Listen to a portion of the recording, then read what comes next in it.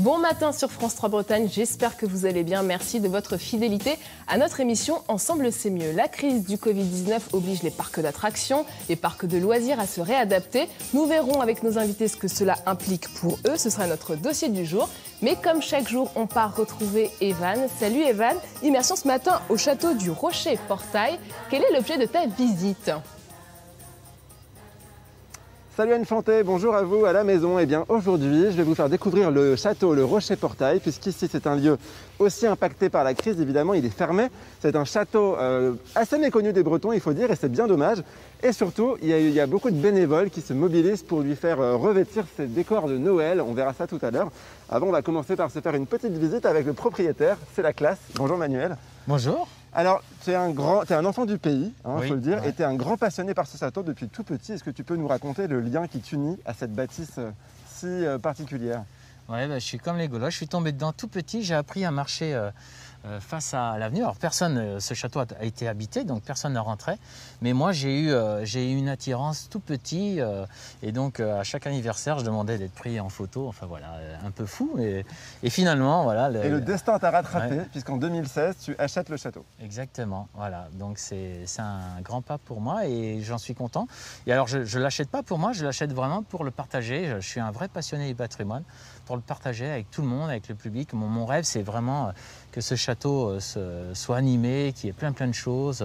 Alors il vit ce château, d'ailleurs on va se mettre un petit peu devant, comme ça vous pouvez voir, voilà, nous sommes chevaliers, non c'est pas du tout la même époque, justement. Si, il y a des chevaliers mousquetaires aussi, mais voilà, je préfère. D'Artagnan est peut-être venu ici. Peut-être, sûrement, on ira fouiller pour voir. Est-ce que tu peux justement nous expliquer un peu le contexte historique de cette bâtisse ? Ça a un lien avec un proche du roi Henri IV. Voilà, alors c'est la demeure du plus grand homme d'affaires de l'époque, au XVIe siècle, et ami conseiller du roi Henri IV, ensuite de la reine Marie Médicis, et il avait une forte relation aussi avec le cardinal Richelieu qui venait dormir dans les appartements d'Apparat. Donc voilà, on est sur la grande histoire de France, Renaissance, c'est assez rare pour la Bretagne pour le noter. Ça fait un peu penser à Chenonceau, pour celles et ceux qui connaissent, d'être comme ça au bord de la rivière. C'est le Couesnon. Alors voilà, c'est le Couesnon et symboliquement, on passait en Normandie, donc la petite route c'était la route antique de Rennes-Avranches. Pourquoi donc il est nommé Portail, château porte de Bretagne, et Rocher parce qu'il est construit sur un rocher. Ah, je crois que c'est parce qu'il y avait un joli portail, d'ailleurs on avait ouvert, mais, ouais. Mais non. Et alors cette bâtisse, ce château, il a un lien avec des monuments comme le Parlement de Bretagne notamment, voilà. Par leur architecte. Tout à fait, c'est Salomon de Brosse, le grand architecte qui est à l'origine du Parlement de Bretagne et du Palais de Luxembourg. Et là on a retrouvé toute une correspondance et c'est Gilles Vrelan, donc le propriétaire de l'époque, qui a présenté Salomon de Brosse à la reine Marie Médicis pour se faire construire son palais du Luxembourg, qui est aujourd'hui le Sénat. Quel type d'activité est-ce que vous proposez pour justement faire vivre ce monument à l'année ? Parce que c'est pas simple de faire venir des gens ici, surtout que vous n'êtes pas le plus connu des châteaux, et pourtant ouais. Il est très beau. Qu'est-ce que vous organisez justement pour faire venir le public ? Alors, moult animation, comme on dirait. Mais, alors moi, j'ai mis l'idée à la seconde, effectivement. Et l'idée, c'est que je veux surtout pas que ça soit un château musée, qui sent la cire d'abeille, même si voilà, la cire d'abeille est très bien. Mais on a vu à l'intérieur, c'est déjà bien ciré. Ouais, voilà. Mais c'est vraiment l'animer, le partager avec tout le monde. Moi, je suis le plus heureux, c'est quand je vois noir de monde ce château. Et donc, visite du château, des intérieurs, parce qu'il a gardé tout son mobilier d'origine. Les jardins aussi, on a eu le prix Villandry, parce qu'on a pu, suite aux fouilles archéologiques. Eh ben, on va continuer à en parler tout à l'heure, parce que ça y est, notre temps est écoulé. On pourrait en parler pendant des heures de ce château. Tout à l'heure, on va aller aussi rencontrer des bénévoles qui sont déjà à l'intérieur en train de décorer toutes les pièces du château avec des belles décorations de Noël. Vous allez suivre ça avec nous. D'ailleurs, Anne Fanté, j'ai juste une petite question. Manuel, ne m'écoute pas. Est-ce que ce château est hanté, à ton avis ? Je ne pense pas. Ah, eh bien, réponse tout à l'heure. On attend donc la réponse. À tout à l'heure, Evan propose maintenant de prendre la direction de Saint-Brice-en-Cogle. Evan nous fait découvrir un des joyeux de l'architecture bretonne. Exactement, Infantée. Ici, il n'y a pas de montagne russe, mais il y a un magnifique château qu'on va bientôt aller visiter. Et puis, Madly, toi, tu es la femme de Manuel qu'on a vu tout à l'heure, mais tu es aussi la responsable des jardins. Oui. Il y a de très beaux jardins ici, on ne peut pas encore y aller, mais tu peux peut-être nous dire un petit peu ce qu'on peut y voir quand on s'y promène. Oui, donc cette année, c'était la grande nouveauté 2020, la reconstitution des jardins à l'historique du potager. Donc, avec l'école d'horticulture de Rennes, on a commencé à étudier les archives, voir ce qu'il y avait à l'époque de la Renaissance. Donc là, on peut commencer à retrouver les vivaces, les annuels, les fruitiers. Comme à l'époque. Comme à l'époque, voilà. Il y a eu un vrai travail de fait. Alors, j'en profite pour mettre mon petit bonnet de Noël, puisque je vous avais promis qu'on allait se plonger dans la magie des fêtes. Il y a toute une équipe de bénévoles dans la salle où on va rentrer qui est déjà au taquet pour Noël. Oui. Est-ce que tu peux nous expliquer ce que vous allez faire justement pour les fêtes, Madly, ici?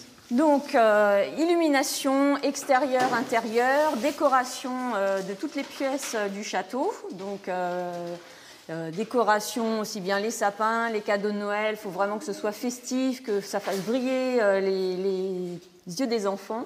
Donc, voilà. Alors, justement, je vais peut-être enlever ça, je vais avoir la On va aller voir Stéphanie. Stéphanie, c'est fleuriste du village. Bonjour Stéphanie.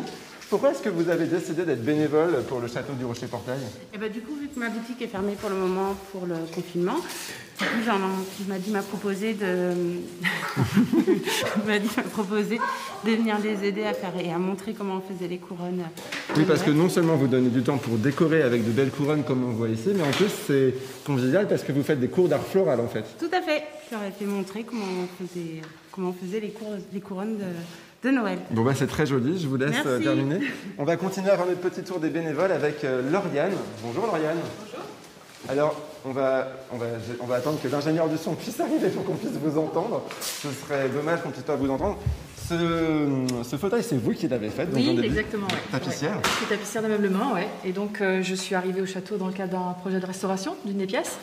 Et puis voilà, je décide de donner mon temps parce que c'est important de participer à la vie locale et puis d'aider Madly et Manuel à aménager tout ça pour Noël en espérant que la fête ait bien lieu. Et oui, vous êtes une grande fan du château. Oui, oui. Bon, Madly, si tu vas pouvoir revenir avec moi. Si tout va bien, si le contexte sanitaire s'améliore, quand est-ce qu'on croise les doigts, quand est-ce que vous comptez ouvrir? Le 5 décembre, c'était la date initiale. Vraiment, on croise les doigts pour que cette date puisse se faire. Au pire, pour les vacances scolaires, à partir du 17 décembre. Bon, je compte sur vous, bretonne, pour venir visiter le château de Rocher-Portail. On en parle depuis tout à l'heure. On va rentrer dans le château, on a toute la décoration à mettre, on a du pain sur la planche. Et moi, j'ai repéré l'élément principal de la déco. Le gros nounours. Celui-là, c'est pour moi. Ça te ressemble bien, ça. À tout à l'heure, Infantée. Tu t'es fait un nouveau copain. Allez, à tout à l'heure, Evan. Partons jeter un dernier coup d'œil dans l'un des plus beaux châteaux de Bretagne. Evan qui a plein de cadeaux pour nous. Hein. Oui, c'est déjà Noël ici, au château Le Rocher-Portail. Ouh là là. Si j'avais voulu le faire exprès, j'aurais pas réussi. Madly, explique-moi, c'est toi la directrice artistique de la décoration de Noël ici? Oui. Alors, écoute... Vous avez réfléchi depuis quasiment depuis un an. Oui. Donc, achat des différentes décorations, comment on allait faire dans chacune des pièces du château. Donc, il y en a quand même 12 au total qui vont être décorées. On retrouve mon gros nounours de tout à l'heure. Voilà, on retrouve mon nounours. Les choses qui ont été faites avec l'aide des bénévoles qu'on a vu tout à l'heure, aussi bien la décoration florale, voilà.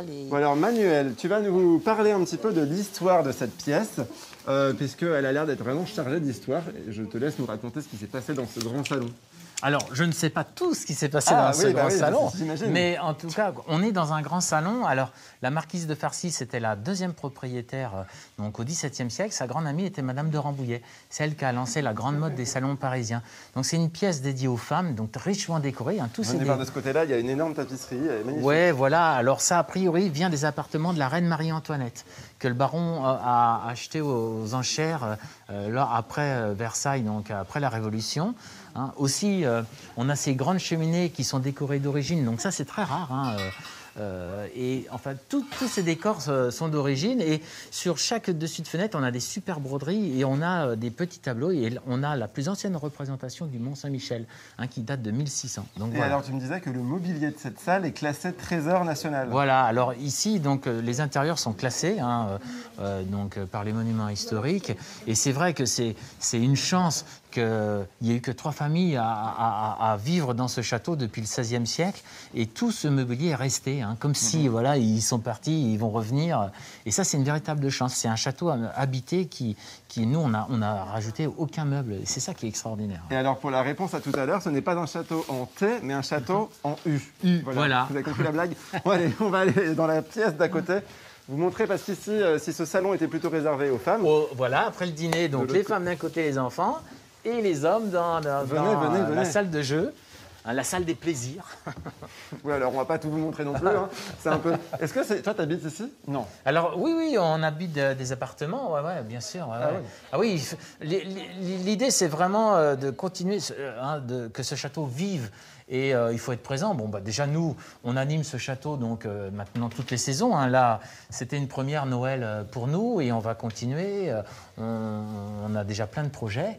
Et l'idée, voilà, c'est vraiment que ce château reste vivant et animé. Ouais. Justement, c'est le plus grand monument historique privé du Grand Ouest. Voilà, habité, voilà, tout à fait. Ouais, Comment vous faites pour financer tout ça? Parce que ça doit coûter très cher.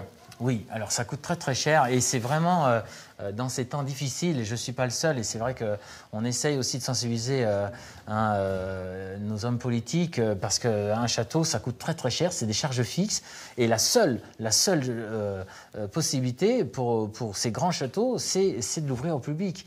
Et c'est ce que je dis, donc moi en plus je le fais par passion, ce patrimoine, il ne m'appartient pas, il appartient à tout le monde, c'est notre patrimoine, on est tous responsables, nous on le gère, mais les visiteurs finalement participent, et voilà, par leur entrée, participent à l'entretien et à la restauration de ce château.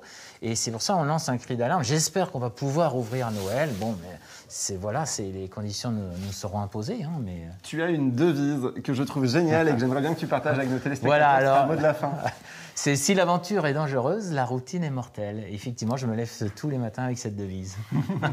Super, un peu fou. On vous sent bien tous les deux passionnés. Ouais. Merci beaucoup pour cette belle découverte. Et merci aux bénévoles. Ouais. Oui, merci aux bénévoles qui travaillent pendant que nous, on papote dans la salle des hommes. En tout cas, moi, je vais peut-être faire mon petit marché. Il y a plein de décos sympas. Ah, je vais prendre l'avion. Il est beau l'avion pour ton sapin à une fantée. Qu'est-ce que t'en penses? T'as commencé à faire ton sapin, toi? Bah oui, écoute, je commence à faire mon sapin, mais je pense même que je vais venir fêter Noël ici, tout simplement. T'es vachement en avance. Allez, merci beaucoup, Evan. Et merci à toute l'équipe du château Rocher-Portail.